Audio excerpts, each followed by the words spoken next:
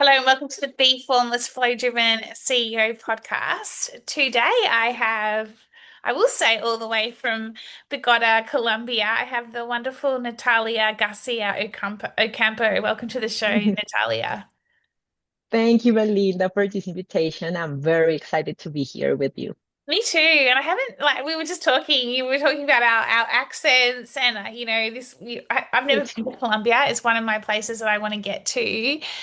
So I'm really excited to be talking to somebody because it is a fair bit of a travel from Australia to get to Colombia, or from Colombia yes. to get to Australia. But it's great that we can talk here today because I think Mhm. what did you say? It's Wednesday in Colombia around 3 p.m. It's Thursday morning here, and right now Yeah, we're in the that's great. present. So it's quite funny, isn't it, Mhm. that we have this ability to be able to speak like this. I love that you have been in your own, you co-founded a business, you said nearly 5 years ago, Mhm. and it's Plurall, which is a Colombian fintech, providing digital accounts, cards, and microcredit for solopreneurs and small businesses. It's aimed at Mhm. financial inclusion through data-driven underwriting.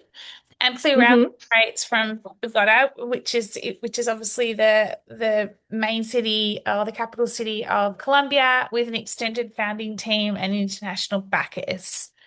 You also when you That's right. booked in for the podcast, and I asked what's one unique insight or lived experience in life leadership and or business, and you said discipline trumps talent. Shut out those voices Mhm. and follow your instinct. Fear and Mhm. excitement simultaneously is a sign you're on the right track. I want to hear all about your journey because I loved when I read your response because it's so true. Those all those white noises that creep up on us. And when you start your own business, it's never easy. And when you're growing and scaling, and the voices in your head like you can't do this, or all of that. That's right. Tell us about your So, well, journey. my journey it's an unconventional one, Belinda. I started my professional life as a designer. I really am in college, and my background is as a designer. So you never figure out to be building a business and a fintech business, which Yeah. is very, very far away from the design. But I think that what life has taught me over time is that the process is never linear, right? And No. you never know where are you going to be, but I think everything that you get into your experience will add value to something that you're building and that you are creating for.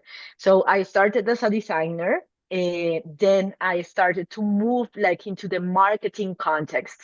I also studied marketing, and I did an MBA on marketing and business. And there I moved like to the agency landscape, which is well, creative agencies Yeah. working for brands, doing campaign for brands. And I started working with financial services with the biggest bank in Colombia and with MasterCard that you have heard about it. It's one of the Yeah. card, like the biggest card issuers in the world. So I started working for different brands on financial services, and I started learning a lot of financial services and um, how like the challenges that we have in Colombia around financial inclusion, how to promote better usage of cards, accounts, how to de-incentivize the usage of cash.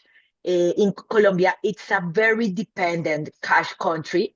We have been, or the system has been trying to move cash away like for I don't know, 20 years, Really? but still 80% of our transactions are done in cash. Really? So it's a big chunk of the system is done in cash. People is used to use cash in a daily basis, and banks and fintechs and the financial system has worked a lot in order to um, use people to use the cards, use the tap phones, terminals, digital payments. So it has been a lot changing in our ecosystem over the last few years. But I started working on that from the agency side, from the branding side. I was originally I started like a brand building like profile. And over time, after working with these brands, I started moving into a fintech ecosystem. I worked for one of the very first fintechs in Colombia, which is called Mobi, which is a digital wallet. I was one of the first people joining the Mobi team. They found me because of MasterCard. MasterCard recommended me for that role. So that's why I say you never know what are you learning for that will take you to another place. So true. Yeah, like 10 years ago, I I never imagined of moving into a fintech space, right? I thought I will create a career in the Design like space. advertising, yeah, in advertising, in marketing, in brand building. And well, opportunities came when you less expected. So I moved to the fintech space to Mobi. I went to Mobi over 3 years as the marketing and growth director.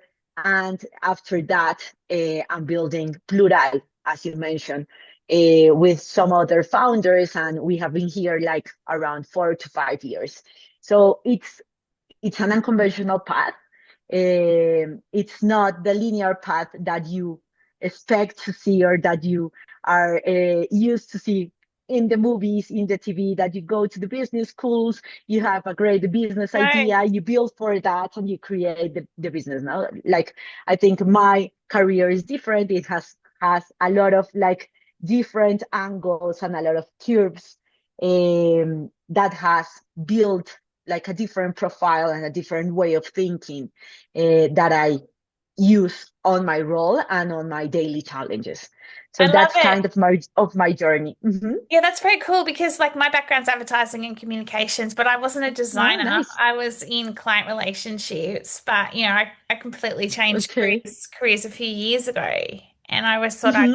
I'd remain in advertising forever in a day. And I think that That's when you talk about this unconventional, it's that non-linear path, isn't it? And that, all the brand building, all the skills that you've learned, they're all transferable in what you do. And I think they actually put you in even better stead when it comes to your own business because you've got that sure. strategic, that brand Sure. I lens, think that design. Like, I'd mhm, love to hear your bit about that because I do think that, this non-linear world we're living in. Nothing is mhm, from A to B. So we need to be able to have the different diverse skills that are required to, like you were just, with your fingers doing there, to mhm, be able to mhm. pivot. Because if we get stuck doing something, or I shouldn't say stuck, stay in something we've always known, how are we ever going to evolve? How are we ever going to grow? That's right. That's right. And that's why I think, well, I do believe that everything, like different experiences, help you build like a different way of thinking, right?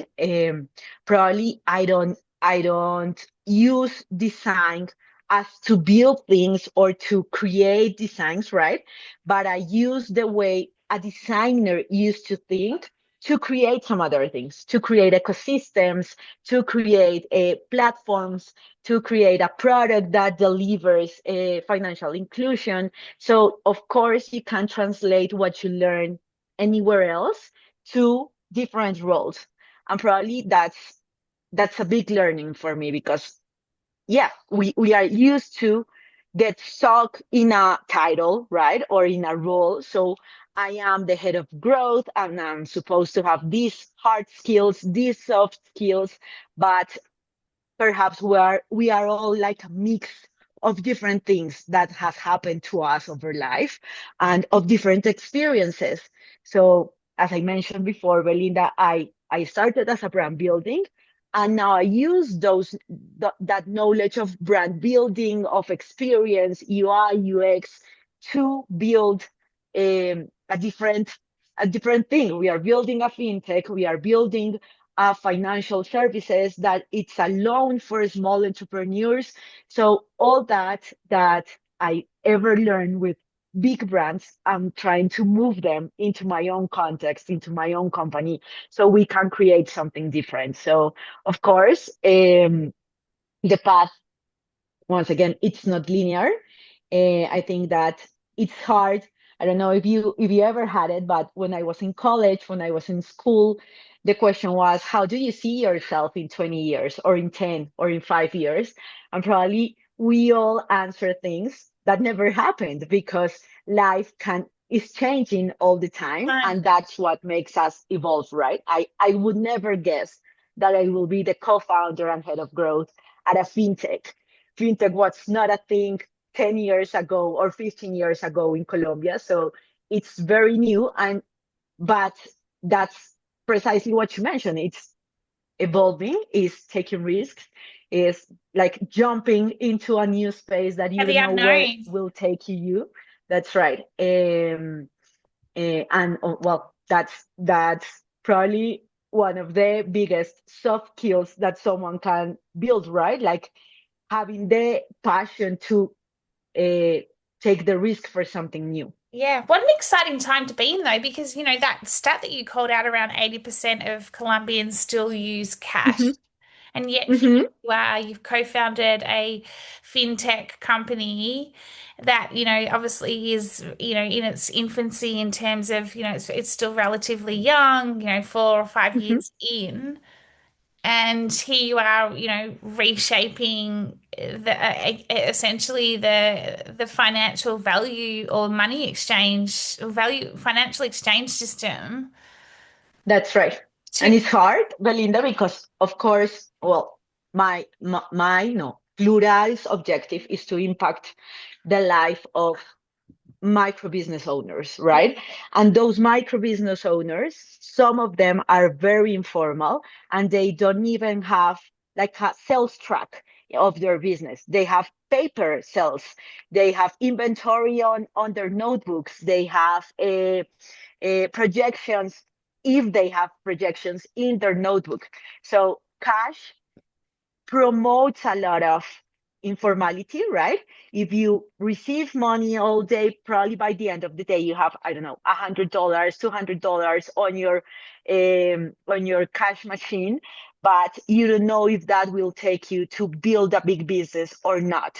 So it's of course a lot of mindset yeah. changing in Colombia because we are trying to move people and businesses to use digital systems. And that takes a lot of time. It takes a lot of effort. It takes a lot of education, right?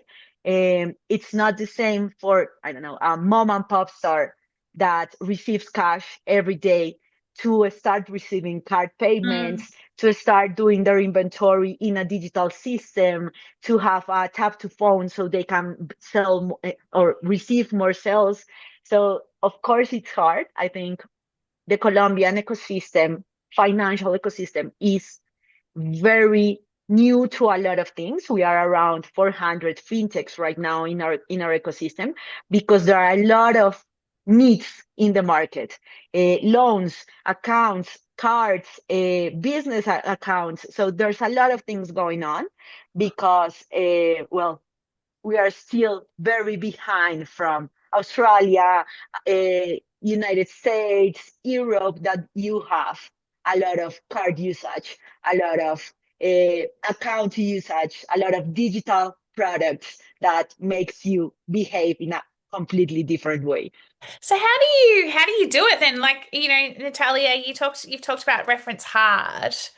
It's hard Hmm. enough building your own business. It's hard enough going out on your own, starting it. Well, you've got other co-founders.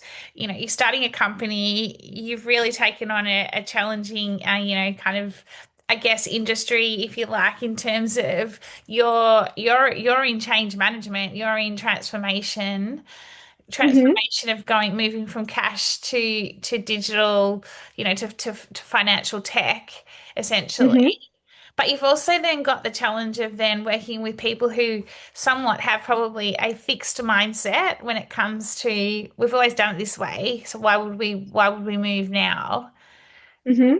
And so how do you manage that change? Because it must be at times, when you're building a business yourself, and there's never one day that's the same when it comes to being an entrepreneur. Yeah, that's right. It's never the same one day to another.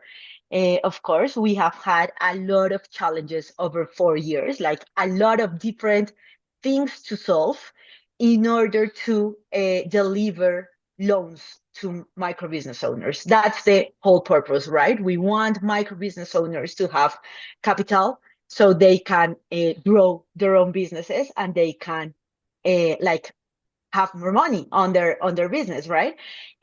So it's challenging, of course, because there's a lot of things to think about when you're building a business in Colombia.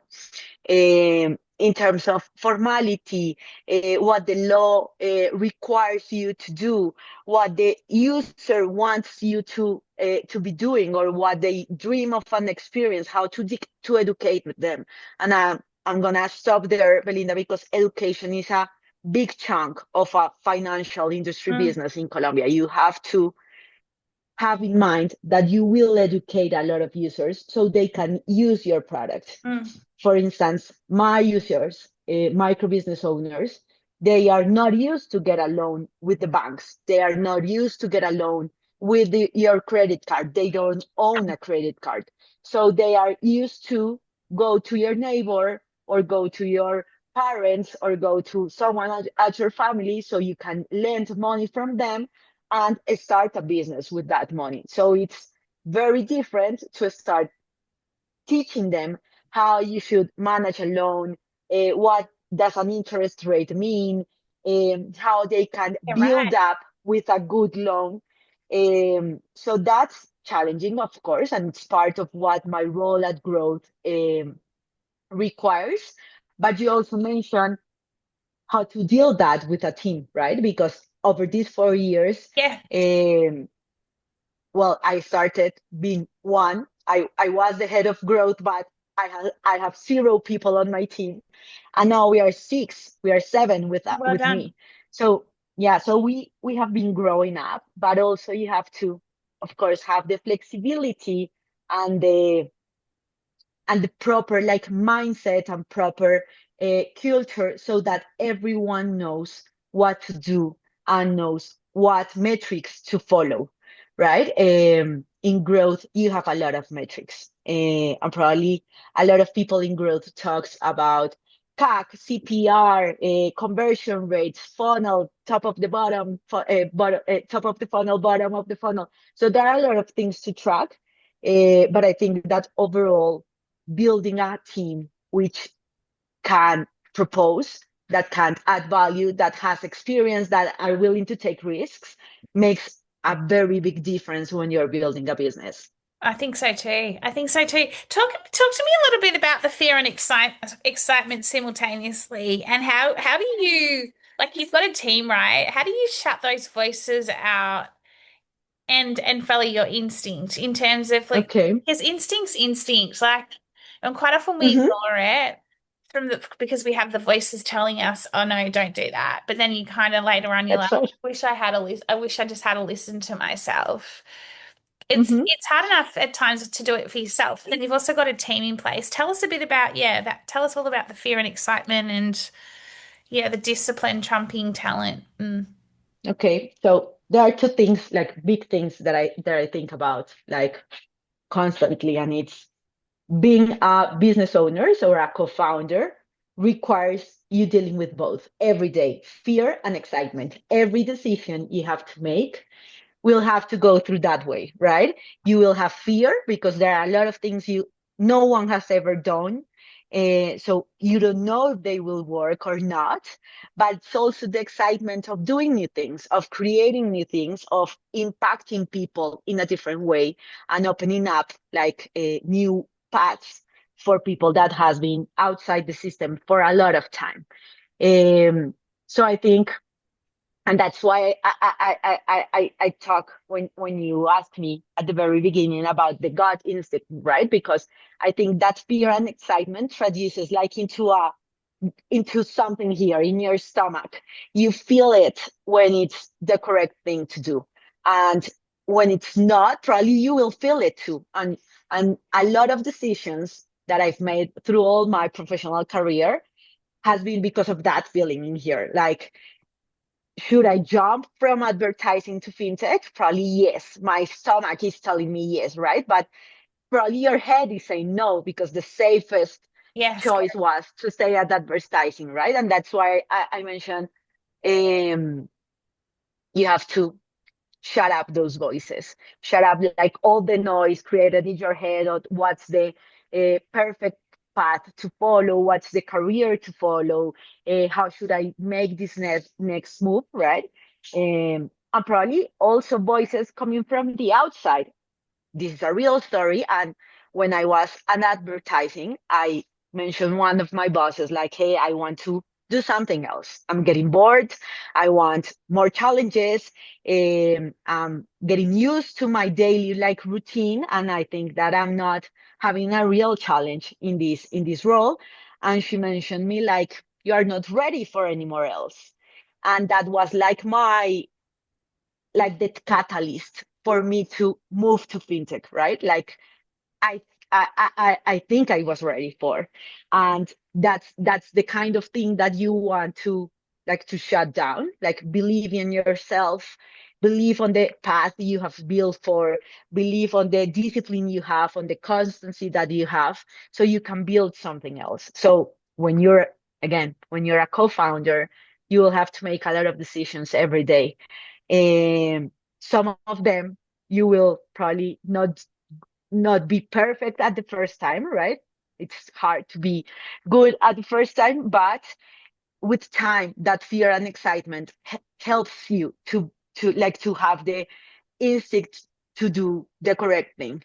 Um, I love it. so mhm, It's so true. It's so true, and you raise such good points because it's quite often it's others that hold you back. Like when you were just talking around that, someone in your boss in advertising told you weren't ready. I've had that happen mhm, to me before as well, and it's like, no, I am ready. It's just they see a they see excitement in you, and they see somebody who's like this shining light, who's a go-getter, mhm, and it's almost mhm. like they're projecting onto you. They want to hold you back. So I think it's also the That's right. internal noise that we need to ignore quite often when it's like telling us, the amygdala is telling us, don't do this because if you do that, but it's also then the external noise I think we have to ignore quite often as That's right. well. Because when we know, Mhm. right? And you knew and you were like, I'm ready. And then it's like That's right. when someone says that to you, you're like, I'm actually going to do it now because you've just solidified for me why I know I'm ready. Mhm, mhm. That's right. And I think that's precisely what works also when you're a team leader, right? Inside a new ecosystem, a new fintech, everything new. Well, you have to believe in that. You have to believe on the purpose that you have for what you were trying to build for. So yeah, of course, we all have a lot of noise around us, a lot of ideas, a lot of what if I, what if I am not enough for doing this, right? Um, but that's why I think discipline trumps, because well, probably you won't make it good at the very first, but keep trying and keep doing it and keep failing, so you can do it better at the next time. In Plural, um, our culture is promoting to fail every time, right? We believe that failing can give us a lot of learnings, and we want to fail as fast as possible so we can do it better as Yeah, I fast as agree. possible. I agree. Mhm. It's a journey, isn't it? It's a journey. What keeps you, you disciplined? What keeps your cup full? I've seen the cat come down the stairs. I've seen Yeah, people like I've seen you've got a little 3-year-old who's sleeping away at the moment. You know, you're that's right. you're juggling various things. What keeps you disciplined? What keeps you, the excitement and fear for you going in terms of each day, like, you know, I think the answer to that is purpose.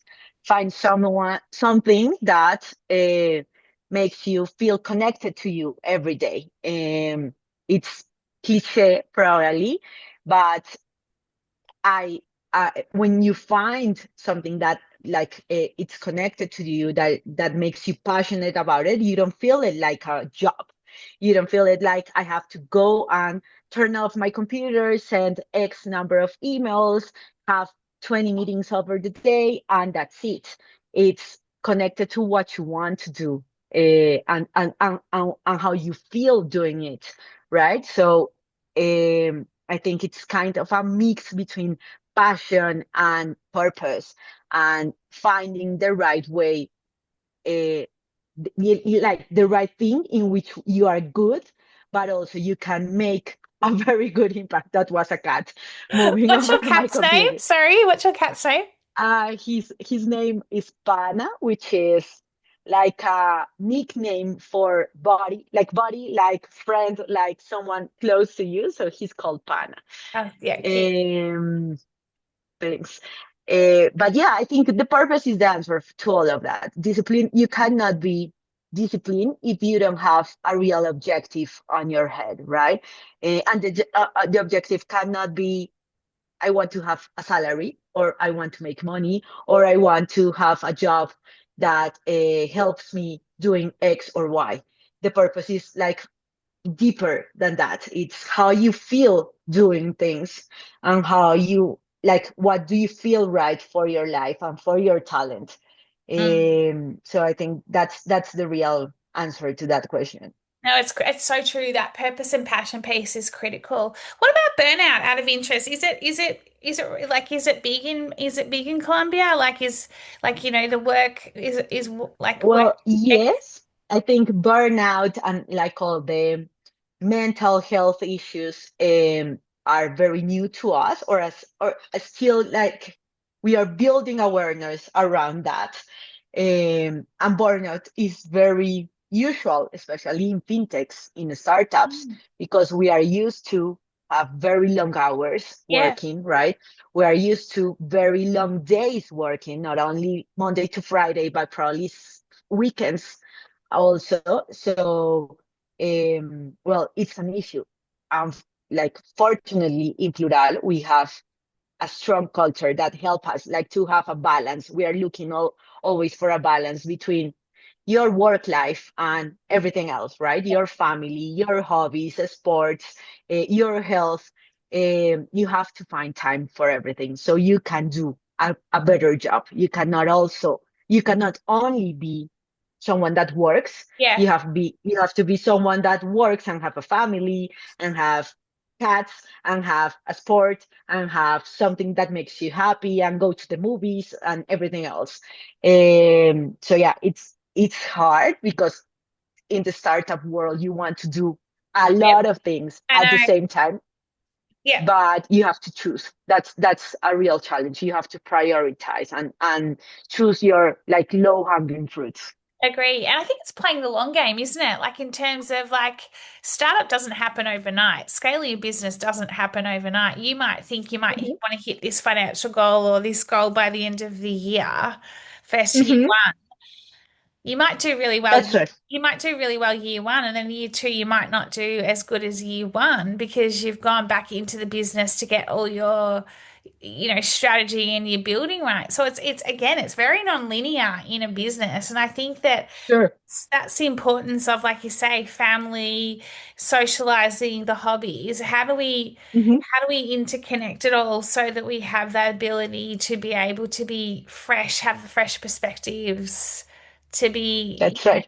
continue to remain motivated and energized when we're in startup because I've been talking to quite a few people and one woman I was speaking to recently she said a stat was most businesses fail within the first 5 years because of burnout Mhm. and I thought that was And interesting. that's the reality, of Mm, course. In Colombia, most businesses fail before 5 years because of lack of capital, right, also. So there you that's go. why we're working on what we are working. But of course, like we have learned from Hollywood movies that success is a result overnight, right? You build a business, and after 2 or 3 months of working on it, you are just uh, delivering it. You're getting a lot of good results, a lot of new money, and that's probably not the reality. We there's a lot of work to get done. Building a business takes time. Our boss the CEO of Plurall, he says that building a business is like a marathon. You don't have to be prepared for a quick run. You have to be prepared for the long mile, for like having the resilience to change over time, to pivot, to try new things, to be tired but still keep trying over time. So I really feel like this is a marathon, and you won't run 40 kilometers overnight. You have to prepare for that, and you have to train for that, and you will get there eventually, right? But it's not that simple, like No, doing it and just being ready in a couple of months. no. Natalia, I've got two more questions and I want to let you get back to your afternoon. What would you say is the biggest challenge right now for solopreneurs and small businesses in general? In Colombia. Yeah. Okay. Well, well, in our country, in Colombia, one of the biggest challenges is to access to loan capital, right? But for that, there's a lot in like formalizing or organizing your business to have the correct information of your business. How many products do you sell on a month? That's basic, right? And it seems simple, but the solopreneur or the entrepreneur needs to understand their business as a whole, needs to understand how do they earn money, not only on their sales, but how do they earn, what's the revenue, what's the cost of having that product or service in the market. So I think there's a lot on understanding the business, right? That the solopreneur needs to work so they can start scaling, producing real income, producing real revenue, and of course, accessing to a loan, having the correct information, at least knowing how many money do they, yeah, how much money do they need, how would they use it in the future if they get a loan. So I think those are the challenges. As I mentioned, uh, as we are a cash-based like economy in Colombia, there's a lot of informality, and moving into a more formal Yeah. landscape. It's kind of the challenge right now. And what does Plurall look like in the next couple of years? What's the ambition for Plurall in the next couple of years, knowing the challenges that you're facing with, well, the challenges that the solopreneurs and small businesses have? Okay, so well, of course, we dream very big for Plural. I haven't mentioned this to you, Belinda, but 75% of the micro business owners in Colombia doesn't have actual access to loans or to capital right now. So we want that indicator to go down. We want There are 8 million micro business owners in Colombia. There's a lot of people. So we want to start really making an impact and at least getting to the first, I don't know, 5,000, users, first million of users that can get a loan from us. Of course, it's a lot. The traditional bank, just as a context, traditional banks, 20 different banks, has been working over 20 years, and still the indicator is 75%. So we have a very long road to go through. We want Plural to make a very big impact in the Colombian economy with the small entrepreneurs, with the small business owners. And probably over the next few years, we will still be working on that challenge, making people accessible or eligible for a loan, and helping their business grow. That's what we dream for. I love it. I love it. And lastly, what would be one piece of advice you would give anyone in business? Oh, that's a hard one. Yeah, that was had heaps of voices going on, and Mhm. they they had some excitement about something like that they wanted to pursue, but they were also really fearful and all the Of voices were course. telling him not to do it, what would be your piece of advice to them? Well, I think it's kind of the same that we have speak about. Shut up the voices and trust in your instinct, right?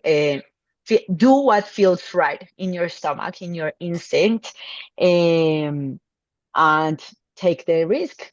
It's never easy, right? It's never easy to build a business. It's never easy to start over. It's never easy to have a new idea and without knowing how to execute that. But I think we are never ready to. We jump and then we get ready for that. So what I would say is take the risk. Probably it's worth it. And if you don't get to the place you want to be, probably you will learn a lot in the process. Yeah, I love it. It's so good. It's been such a great conversation, Natalia. So much insight and so much intel here.